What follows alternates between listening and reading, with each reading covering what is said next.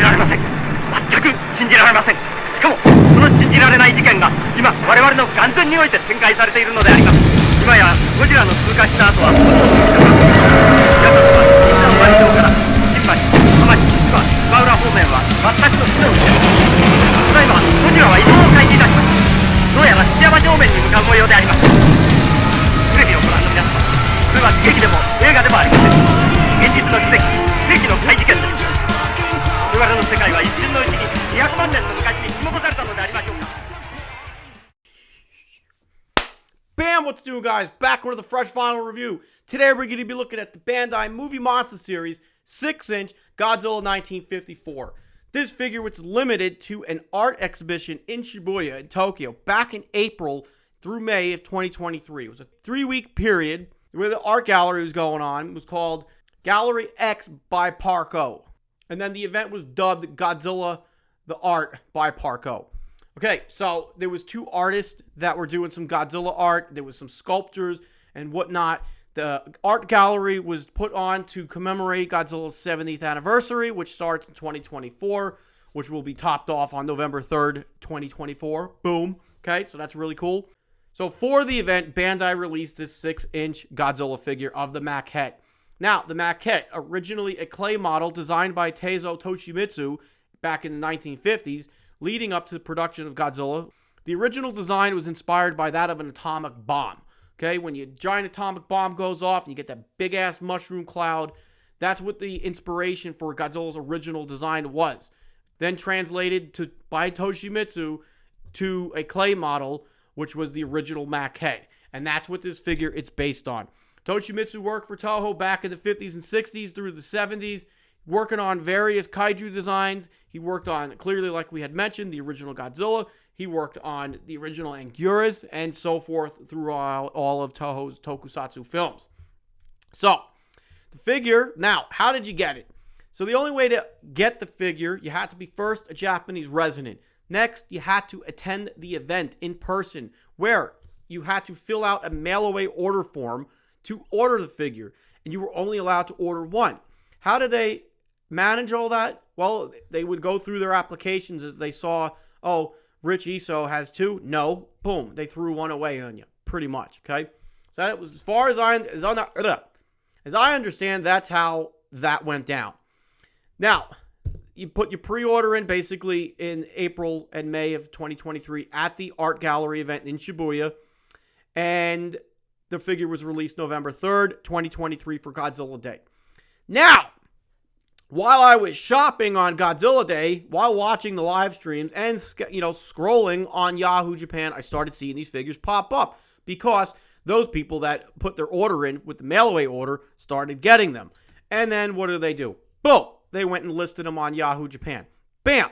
Now, at the time of purchase at the art event, the figure was listed at about 4,600 yen, which in dollars is $32. $32! How much?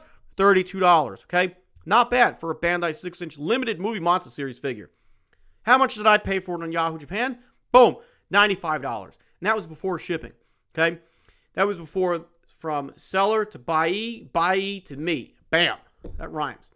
So $95 is not really bad, considering what it's going for now. At the time of this recording, figures are going up higher than 20,000 yen. 30,000 yen. I've seen some people buy it now for 60,000 yen. Mind-blowing. Insane. So I jumped on mine right when I first saw it. I'm like, do it now or forever shut your mouth. So I'm happy I did. Okay.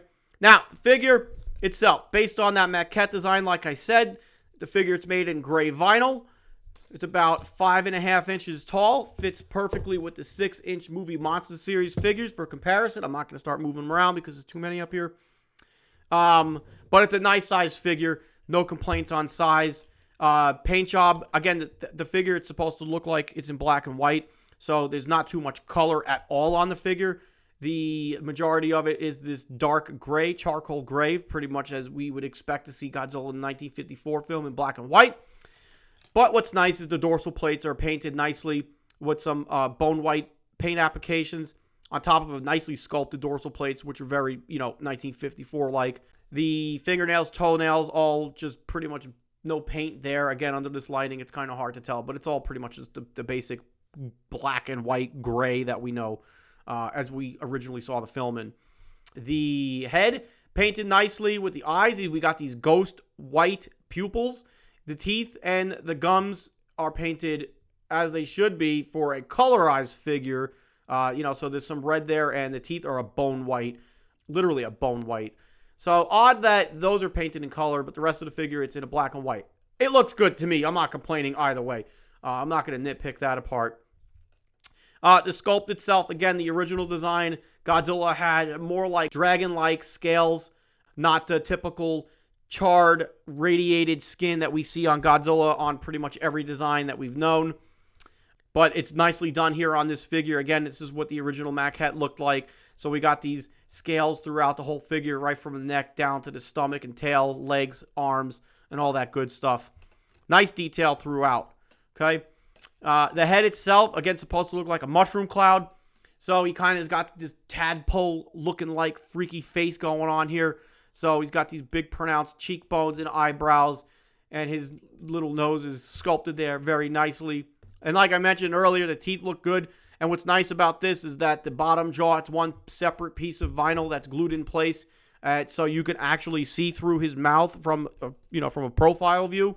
And rather than it being just a big chunk of vinyl that's painted to look like, his mouth is open. But so nice detail done there with the mouth. That's not something we see all that often, especially because it's a closed mouth, technically speaking. And he's got two little beady ears in the back of his head there, so that looks good. Articulation, just the legs and the arms. Nothing crazy there. So, yes, the arms spin. Boom. Okay. The tag, basic standard movie monster series tag. On one side, we got the silhouette of 1954 dorsal plates and just the basic logos that we would expect to see. And then on the front side of the tag, we have what looks like to be an animated image of the actual figure destroying the Seiko building in Tokyo, which we saw Godzilla do in the original 1954 film. And then it's got the Godzilla The Art logo that was used at the exhibition in Shibuya.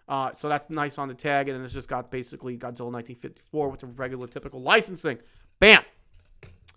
Rest of the figure is pretty good. Something I noticed on some of these newer Bandai figures, there's no more year on them. We just have a basic trademark stamp with Toho and Bandai and where it's made and some serial numberly stuff there. Bam.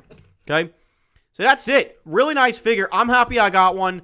I'm glad I didn't wait too long. I wish I, more or less pre-ordered it when it initially went up, but there was some confusion as to, how to get one because as the figure was announced, the details were not released immediately at the same time that the figure was announced.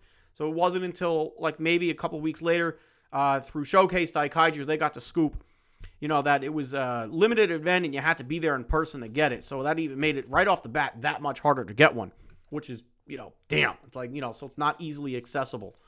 So I didn't pre-order it, but when I saw it up on Yahoo Japan, I was like, just click buy. Like, I'm not going to waste time. Because there was a lot of questions about this when it was announced. So, you don't mess around. Like, when you see it, at a price, or depending on what you're looking for, you hesitate, you're going to be late. Boom. And that's that. So, no complaints from me. I'm happy I grabbed it when I did. Like I said, on Godzilla Day, they started popping up on Yahoo Japan in force.